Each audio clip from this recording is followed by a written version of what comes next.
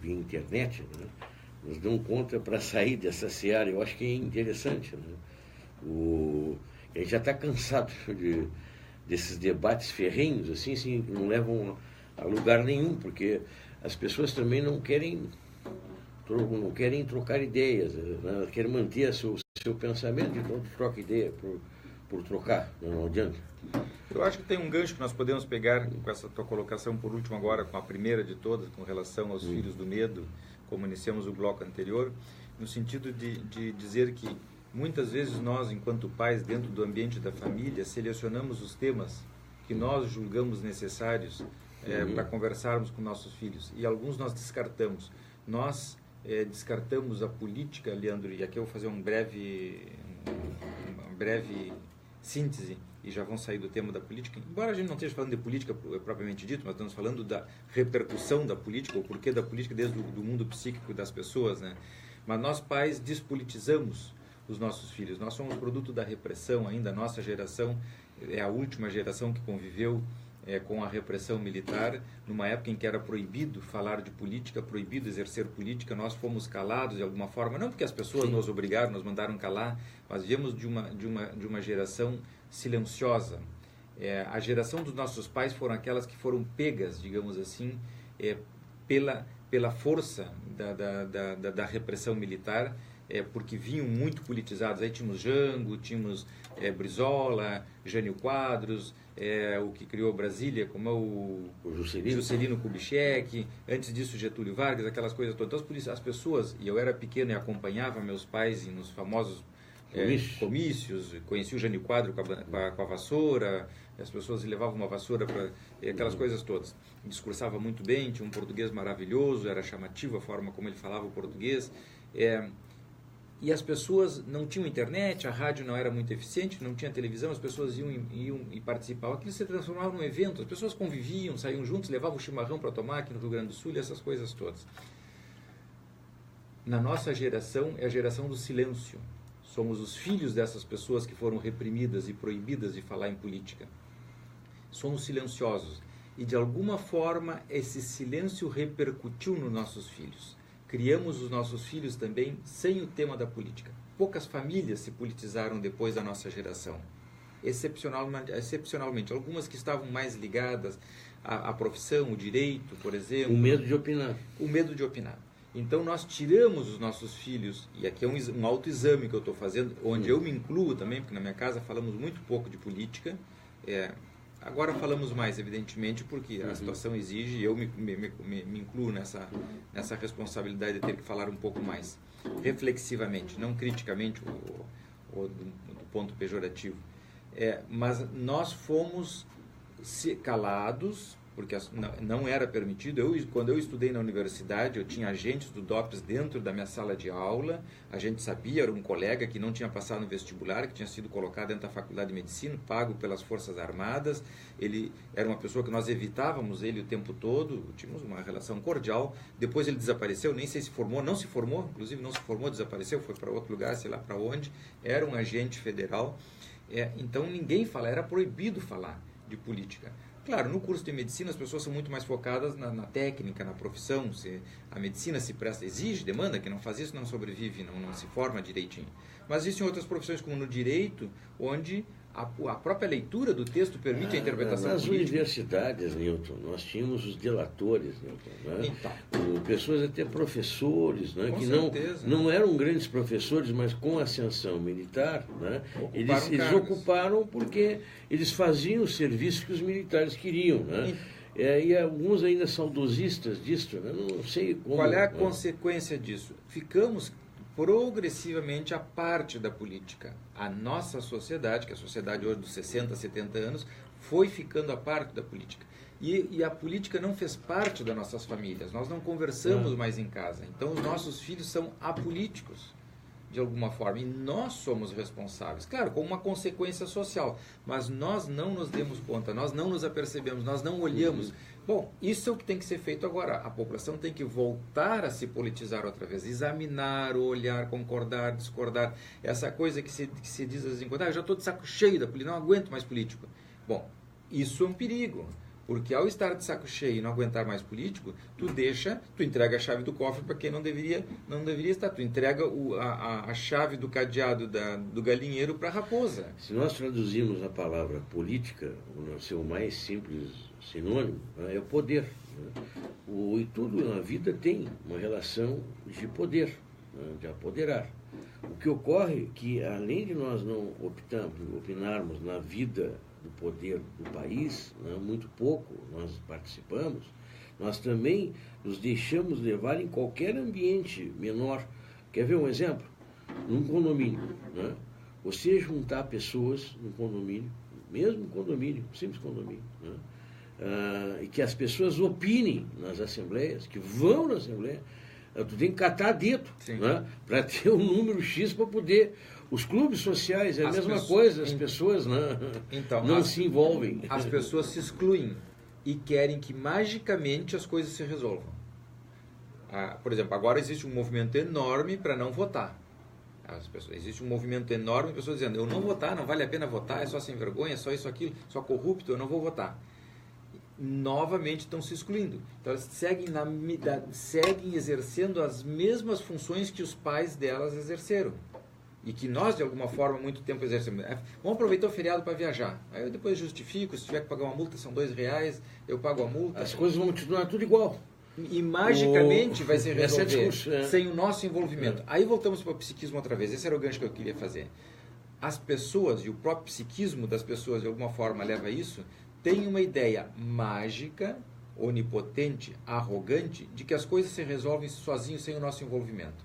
Então, se é doído eu ter que trabalhar num feriado, se é doído eu ter que estudar para uma prova, se é doído eu ter que renunciar a uma partida de futebol de fim de semana porque eu tenho um plantão, eu tenho que cuidar de um filho, eu tenho que cuidar de um pai, eu tenho que não sei, exercer não sei que coisa, eu não quero fazer isso, eu vou jogar meu futebol. Depois se vê, que se rebente. Se resolve. Se resolve. Então, magicamente, nós entregamos o nosso destino para a sorte, que nem sempre é sorte, às vezes é azar. Fizemos isso com a política. Mas nós fazemos isso nas relações em geral, fazemos isso na relação de casal. Quantas pessoas teriam que sentar, conversar, buscar, fazer conta, fazer um caderninho, entrada e saída, livro caixa, somar no final do mês, para ver se o que entrou é o que saiu. Eu não vou fazer conta, se eu fizer conta eu vou chorar. Bom, mas vai chorar muito mais se não fizer conta. Vai ser um caos e não vai ter saída. Vai estar aí pagando 16% de cheque especial ao mês, 300%, 400% de cartão de crédito ao ano, e sei lá. Nunca mais vai sair do negativo. Nunca mais. Um país como o nosso, sobretudo agora, nunca mais.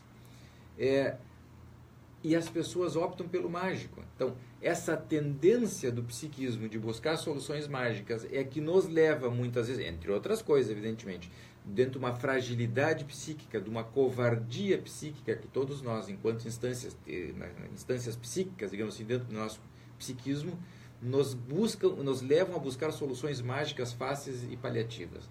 Sempre com a ideia de não nos enfrentar, não buscar a solução profunda, porque a solução profunda sempre é dolorosa, sempre é difícil, é trabalhosa, a gente acerta aqui, erra ali, tem que passar uma vida toda buscando, é um tentar permanente, e aí a vida fica chata para algumas pessoas. A vida é muito chata, tem que estar pensando o tempo todo. Bom, se não pensar o tempo todo, não precisa ser 24 horas por dia. Alguém vai pensar por ti. Alguém vai pensar por ti. Aí temos o morro, no Rio de Janeiro, nós temos a periferia que toma conta com o tráfico da droga, nós temos os políticos corruptos que assumem o comando, porque eles estão pensando por ti, com a cabeça deles, não com a nossa, evidentemente. Né? Onde é que está o problema? A gente percebe, Newton, que mesmo em debates, se alguém está debatendo contigo, ele procura te rotular, não é? Ele não quer ouvir a tua opinião. Ele quer dizer que tu é uma figura. Outro é uma coisa, outro é outra. Era a questão do Neri. A questão do Neri. O bandido e o mocinho. E aí, então, acabou o pensamento profundo. Ninguém avança além disso. É um paredão. As pessoas constroem uma muralha que ninguém consegue passar além. Tu não é da direita porque tu não gosta de determinada figura de esquerda. Tu não é da esquerda porque tu detesta alguém da direita. Né? Tu tem opinião. Né? E as coisas não são assim. Agora, Newton, as pessoas querem que façam esse sistema, esse jogo de pensamento. Sim. Porque, aí tu fica em duas escolhas. Isso é instrumental. Dualidade. Isso é instrumental. É instrumental. Doutor Nilton, eu tinha falado sobre a janela, né, de uma melhora. Bom, nós temos um medicamento que nos dá um período de tranquilidade, mas nós precisamos avançar para abrir uma janela para o mundo, para viver melhor, Nilton, né? No caso, principalmente do depressivo, né? O que a gente pode fazer, o que a família pode, como é que ela pode se conduzir, né, dialogando, seria já um bom ponto. Vamos iniciar pela prevenção. Como se faz prevenção de doença mental? Se ligando, se conectando com o bebê, com o recém-nascido, percebendo as necessidades, porque chora, quando chora, se chora de medo, de frio, de dor, de fome, de sede, chora de alegre, que tipo de chorar, se é um chorar que tem um tom, uma característica de pavor, de medo, se a criança tem medo de dormir, se tem medo de dormir é porque tem pesadelos, se os pesadelos não deixam ela acordar, e depois ela tem medo de dormir porque o pesadelo vai reincidir, se ela precisa estar em contato com a mãe, se ela se tranquiliza quando mama, quando está no colo do pai, se ela sente falta do pai, se o pai está presente, se quando o pai chega em casa essa criança se tranquiliza, se a criança chora quando o pai está trabalhando, não que não possa trabalhar, mas para entender, para conversar, se quando o pai chega em casa ele se liga na criança, ou se ele simplesmente segue como se estivesse fora de casa, se a mãe, quando o pai chega em casa, tira as crianças de perto do pai para poder ter o pai só para ela, o marido só para ela, e as crianças ficam carentes de pais para ela poder ter o marido, se as crianças, quando tem algum problema, existe uma certa compreensão, uma conexão, se as respostas, se as soluções encontradas procedem de diagnósticos corretos ou rápidos e superficiais para ser livre de qualquer coisa, bota de castigo, tira daqui, se é birra, banha,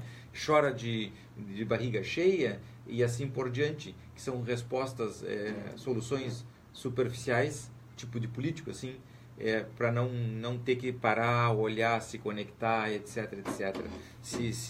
Se quando alguém está doente na família, se a criança tem transtorno de sono, se tem transtorno de aprendizado, se a criança foi adotada e não falaram nada para ela e ela tem dificuldade para aprender porque não pode pensar com profundidade sobre a sua própria história, se ficaram gaps, vazios, espaços, parênteses na memória dela e ela não pode acessar porque é conflitivo e porque se ela falar da família adotiva, da família biológica, os pais adotivos vão se angustiar com medo de perder a criança.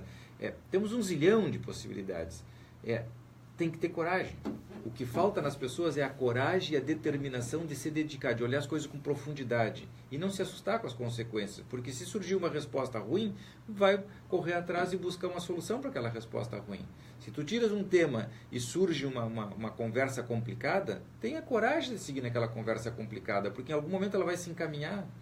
É como ter um barro na frente, a pessoa não se atreve a passar o barro e vai se atolar. Mas como sabe que vai se atolar se nem se atreveu a passar? E se atolar, bom, busca uma junta de boi, um trator, um caminhão, deixa o carro ali, sai a pé, passa para o outro lado, busca ajuda, e assim por diante. Mas tem pessoas que ficam do lado de cá a vida toda olhando para o barro e não se atrevem a passar, porque é barro. Eu vou me sujar, eu não vou conseguir, vai destruir, vai... Então, o psiquismo humano tem essa covardia que faz com que as pessoas não enfrentem as coisas como tem que ser. Certamente, quem vai em frente consegue resultados muito mais eficientes. Então, as pessoas devem se atrever, claro, com jeito, com estratégia, com parcimônia, com educação, com humildade, reconhecendo. Se um filho faz uma pergunta difícil para um pai, o pai tem que ter humildade e dizer, olha, não sei, nunca tinha pensado nisso, me ajuda a pensar, vou ver, vou perguntar para as pessoas que sabem mais, vou pesquisar, depois eu te respondo. O tema da sexualidade com criança pequenininha, 2, 3 aninhos de idade, pergunta para o pai, como é que eu fui feito? Aí o pai inventa lá que a cegonha que entrou pela janela, que trouxe um bebê no bico. Como assim, cegonha, bebê no bico? A criança já pequenininha pensa, será que ele pensa que eu sou um idiota? Que eu não sei o que é o sexo? Eu vejo ele transando, eu escuto ele transando com a minha mãe, fecha a porta, não deixa eu entrar, e aí para mim vem a cegonha, para ele não é a cegonha, para mim é a cegonha. Então, as pessoas começam a inventar respostas rápidas e superficiais para não aprofundar. Já em casa está o problema. Então, o problema não está em Brasília, não está na prefeitura, não está no Estado, não está no Congresso. O problema está em casa. Que nós criamos pessoas que buscam soluções da cegonha e depois, acreditamos na cegonha quando a gente faz o discurso também, né? Ocorre pensar, eu te pergunto, sempre livre, né? As histórias de crianças, né? Para crianças do passado, nas entrelinhas carregavam, né? os mitos da sexualidade e tudo mais, né? E mascaradamente. Né? Sim, porque os pais eram covardes, não se animavam a dizer a verdade. Dizer com clareza. Foi bom ou foi ruim, afinal, para quem foi criado? Foi ruim. Porque os pais passaram por mentirosos, a criança perdeu a confiança nos pais. Depois, quando ela foi descobrindo que os pais mentiram, ela começaram... E aí temos a bronca da adolescência, em parte, né? A desidealização. As crianças pequenininhas acham que os pais são super-heróis, bárbaros, lindos e maravilhosos. Eu percebi que eles mentiram. E aí tem a bronca, a raiva, a indignação, querem quebrar os pais, rompe com tudo, bate porta, vira as costas, se encerra dentro do quarto, entre outras coisas. Não só por causa disso, mas também por causa disso. E os pais se indignam, não entendem por que os filhos têm tanta raiva deles. Mas eles passaram a vida toda mentindo, enganando as crianças. Não só por causa disso, eu estou dizendo, é um aspecto. Tem outras coisas no meio que fazem com que a tinta seja mais escura.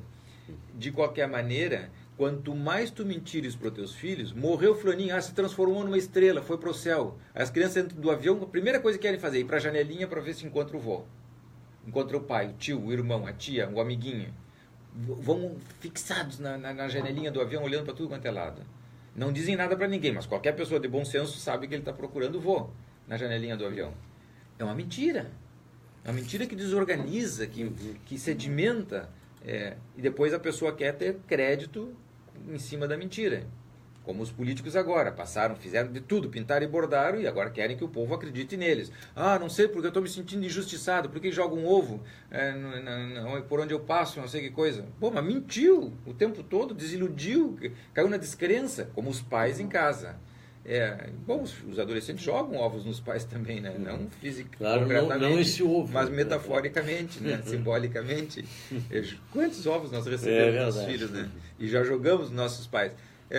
Mentiu na vida adulta. Na vida adulta não cabe esse tipo de coisa. As relações humanas saudáveis não tem que ter isso. Vale para as crianças também. Nós temos que ser sinceros. Morreu, pega uma formiguinha morta, pega um bichinho morto, pega um pauzinho que está em deterioração, uma folhinha da árvore que caiu e está já corroída pela própria morte. A morte é isso. Toda a questão espiritual, depois, deixa para depois, deixa a criança crescer para falar do mundo espiritual. Porque ela não tem elementos dentro dela, porque a criança é concreta, 2 mais 2 são 4. O espiritual, 2 mais 2 pode ser qualquer número. Então, o espiritual, a criança não vai entender a criança pequenininha. Se tu disser para uma criança pequenininha, vou te matar, a criança entra em pânico. Por quê? Porque tu disseste para ela que tu ia matar ela. Não é um símbolo, vou te matar de cócegas, vou te matar de rir, vou te matar de amor. Não, a criança já regala os olhos e se assusta. Uma criança de 2 aninhos de idade, 3 anos de idade, tu diz para ela, vou te matar, 1 aninho, ela já começa a sair de perto de ti. E a tua intenção era outra, era uma outra morte. Por quê? Porque a criança é concreta. O simbolismo surge na cabeça da criança mais tarde. Aí entra o tema da escola, poder simbolizar, para poder entender a matemática, os números, os símbolos que os professores ensinam para as crianças, depende dessa capacidade da simbolização que surge mais tarde. Essas questões as pessoas muitas vezes não entendem. Então, toda vez que nós dizemos algo de frente, veemente, forte para uma criança pequena, ela vai acreditar naquilo.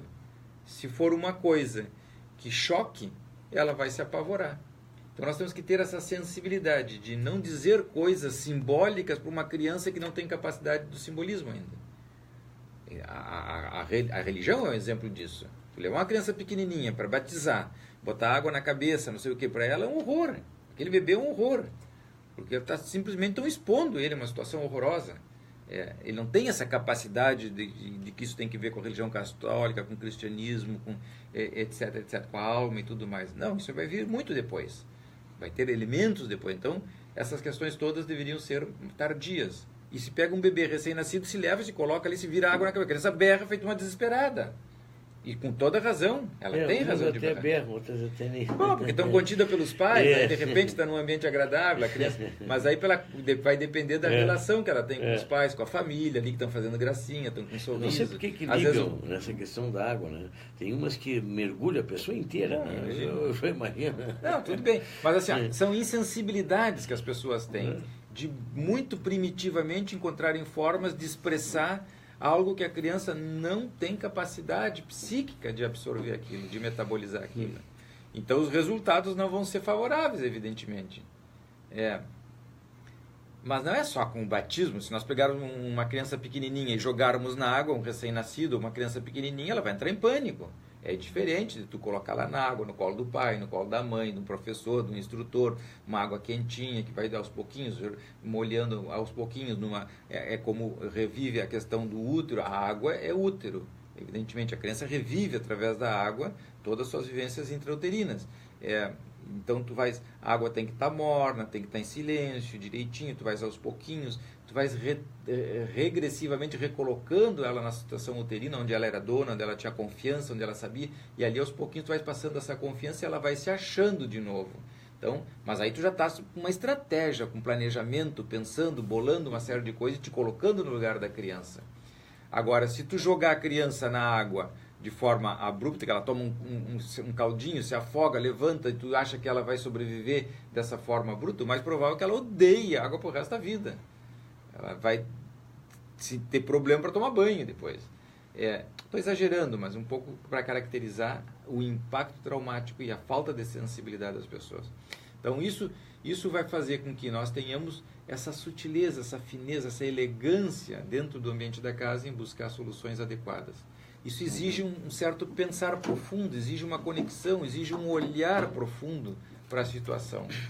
Se o indivíduo está em pânico, tu não vais assustá-lo. O bom senso, no mínimo, fala disso. O que tu vais fazer? Tu vais conter essa pessoa, ficar do lado. Percebo que nós estamos nos atendo, né, Newton, na criança e não deixar acontecer, na prevenção. Prevenção. Né? Só que nós viemos de gerações e eu acho que a vida ela impõe uma série de curvas, de esquinas, né?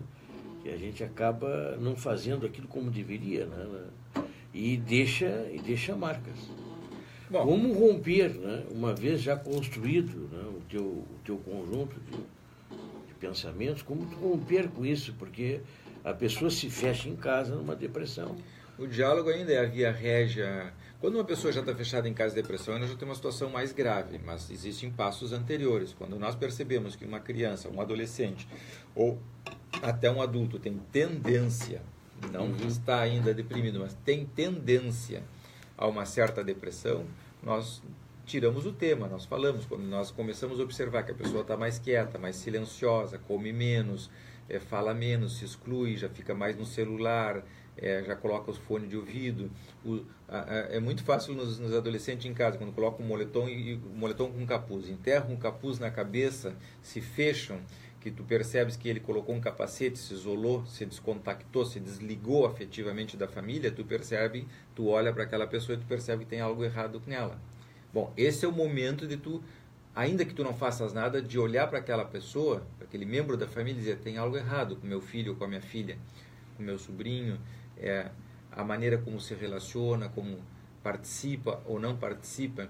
Então, isso já liga uma luz vermelha na tua cabeça, um alerta, um sinal de alerta de que tu deves olhar com mais detenção para aquela pessoa. Então, tu vais conversar mais, tu vais tentar saber o que ele está pensando, o que aconteceu, se está apaixonado, teve uma frustração, se saiu mal na escola, se está desiludido com alguma coisa, se tem medo de fazer o concurso para a universidade, se tem medo da vida adulta, se a sexualidade está assustando ele. Me permita, até nessa semana retrasada, né, passou um assunto, né, que eu acho que não sei se tu também ficasse conhecendo, era um rapaz que não era daqui, né, ele estava em Rio Grande tinha uma universidade difícil, um curso difícil, e teve frustração também com o namoro, né, e foi às raias do suicídio, né. Ele era de longe, ele veio para cá, para a universidade. Aí eu lembrei daquilo que tu disseste, Nilton. Quer dizer, hoje o curso superior, né, tu manda o teu filho lá para não sei aonde, né, a ruptura com a família completa. Né? Essa é uma herança do Enem e do PT. A ideia de desarticular a família, para que as pessoas não tenham apoio. E aí eu ouvindo uma deputada, né, que ela é filósofa, professora universitária, e ela dizendo algo que eu questionava também o professor Jandir Vanaltelli durante a tarde, né, chamou a atenção aquilo. Claro que era um discurso dentro do ambiente partidário. Mas ela dizia o seguinte, que um dos grandes mitos do mundo ocidental é a família, né, e é o incesto. Né, incesto. E que para fazer um novo homem, uma nova sociedade, era preciso quebrar os tabus, né, todos os tabus.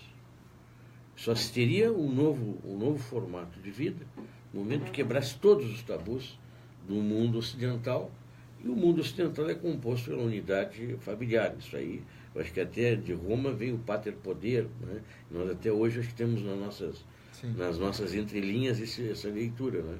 Aí veja que uma coisa junto à outra. Tu tira o filho do ambiente familiar, manda ele lá para não sei aonde, né? Conviver com quem ele não sabe, tem uma idade que nem tinha condições de escolher a profissão. E ele vai se envolver com outras pessoas de mundos diferentes. Por um lado é bom que não fique endogâmico, mas por outro lado tem o consolo do traficante, né? Da droga. Sinceramente, essa estratégia, né, de nós deixarmos nossos filhos irem para longe dessa maneira, tu forma o quê? E o risco, será que compensa? Tu forma pessoas fracas, débeis, tu forma pessoas que não se sentem com os mesmos direitos, tu forma pessoas que não exercem com profundidade e força as suas virtudes, tu forma pessoas que ficam tímidas, assustadas. É o tema da imigração. Todo imigrante que está nos escutando agora sabe que ele não se sente aqui no Brasil do mesmo jeito que ele se sente no país de origem dele. Eu fui imigrante, eu morei fora do Brasil durante muitos anos. Nunca me senti, e já era adulto e psicanalista, nunca me senti com o mesmo direito que eu sinto no Brasil. Eu jamais diria no país onde eu morava o que eu digo aqui. Jamais, sob hipótese alguma. Eu me sentia totalmente ameaçado, desautorizado, eu nunca sabia o que eu podia, o que eu não podia, a tal ponto que uma vez eu consultei um advogado onde eu morava para perguntar especificamente para ele quais são os meus direitos aqui nesse país.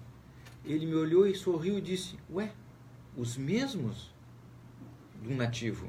Tu estás aqui, tu tens os mesmos direitos, mas eu não me sinto assim. Diz ele: problema teu, tens que tratar no teu tratamento. Brincou comigo, porque ele se tratava também, era uma pessoa conhecida. Tens que te tratar no teu tratamento. Eu tratei a vida toda, nunca consegui resolver, nunca me senti com o mesmo direito. Mas, Nilton, será que tu quebrando algumas visões, né? Por exemplo, no caso do incesto, claro que incesto, mexer com o incesto não é uma boa ideia, mas eu digo que são tabus, né? Que a sociedade cria determinadas coisas. Tu não muda um homem se tu não quebrar os seus tabus. Bom, eu não sei se nós temos a capacidade ou a possibilidade de quebrar os tabus, porque os tabus são milenares, fazem parte do nosso DNA. Se tu pegar o tabu do incesto, por exemplo, que é um dos tabus mais antigos que tem, transar com a irmã ou com a mãe, fora algumas alterações emocionais graves, eu não sei se uma pessoa conseguiria quebrar isso de forma tranquila e serena e ter prazer e usufruir e viver intensamente e ter uma relação intensa como teria com a sua mulher ou com a sua namorada. Provavelmente não. E eu estou dando, claro, um tabu mais forte, evidentemente, mas quebrar os tabus não é fácil. Não é fácil. Nós passamos a vida toda quebrando, tentando romper, fazer rupturas. Não sei se com tabus propriamente dito, mas com os mandatos. Eu faço diferença entre mandato e tabu? Não eu. Evidentemente que os autores fazem diferenças entre tabus e mandatos. Tabus são os tabus milenares, os mandatos são os familiares, são as tradições familiares. O indivíduo que não consegue de alguma forma, ou que tem, ou melhor, vou rebobinar o pensamento, o indivíduo que tem de alguma forma, se sente obrigado internamente a funcionar como todas as pessoas da família. E que de repente aquele funcionamento não é legal, nem para ele nem para a família, mas muito menos para ele. E ele não consegue quebrar com aquilo. Então, muitas vezes ele tem que sair de perto, ir embora, mudar de cidade, de estado, de país, de continente. Nesse contexto, a cultura, né, não é quase um mandato? Não, a cultura funciona como mandatos, evidentemente, todos nós temos... Porque às vezes é difícil conseguir romper com a tua cultura, né, Nilton? Não, certamente é difícil. É difícil por várias razões. Primeiro, porque tu te sente... Tens uma pressão interna, tens uma crítica enorme de que romper com a cultura é virar as costas para as raízes, que tu és uma pessoa mal agradecida, que tu és uma pessoa de péssima qualidade. Nós temos mandatos internos que são históricos, que fazem com que nós nos submetamos a determinadas características familiares que não servem para ninguém, mas isso determina que nós sigamos juntos. Romper com isso é muito difícil, poucas pessoas conseguem de forma livre e espontânea, é muito difícil. Isso é o que faz com que as pessoas tenham essa compulsão, a repetição de fazer o mesmo. Sim. Eu faço porque meus pais fizeram a mesma coisa. Então, e isso é o que ele tem consciência. Ele tem orgulho de fazer. Mesmo errado, mesmo que não sirva para ele nem para os pais. Mas essa é a partezinha, a pontinha do iceberg, é a partezinha que ele tem consciência. Daí para baixo tem uma infinidade de coisas que ele faz no dia a dia que é exatamente igual aos pais e que ele nem sequer se dá conta. Faz no piloto automático. Por quê? Porque já está no DNA do psiquismo, digamos assim. São as identificações chamadas primárias, que, tomando Freud, eram pós-fetais, mas pós-natais, mas que alguns autores, como Arnaldo Raskowski, que descreveu o psiquismo fetal, eram identificações intrauterinas, ou seja, está na essência do embrião e do fetinho. Não tem como se livrar disso. A não ser que o indivíduo depois passe a vida toda lutando contra isso. É o que nós fazemos. Quem se trata, em última instância, passa a vida toda lutando com o pré-estabelecido. Com a ideia de ter que dizer o mesmo, fazer o mesmo que os outros, porque senão não vai ter o amor dos outros. Quando uma pessoa mais saudável pensa um pouco mais, ela se dá conta que ter o amor de alguém, para ter o amor de alguém, tu tens que te deformar. Isso não é amor, é submissão. Uma pessoa que me ama como eu sou, com as minhas ideias, por mais estapafúrdias que elas possam ser, a pessoa vai me admirar pelo que eu faço, pelo que eu penso, pelo que eu digo, ainda que não concorde. A pessoa não vai estar de acordo, não vai fazer, não vai repetir, mas vai me admirar porque eu tenho a coragem de ser diferente. Sim. E o meu ser diferente não lesa ninguém, não rouba ninguém, não mata ninguém, não. Vamos fazer um intervalo. E voltamos mais para concluir o programa, que até o tempo não dá para desenvolver muito raciocínio, né, Newton?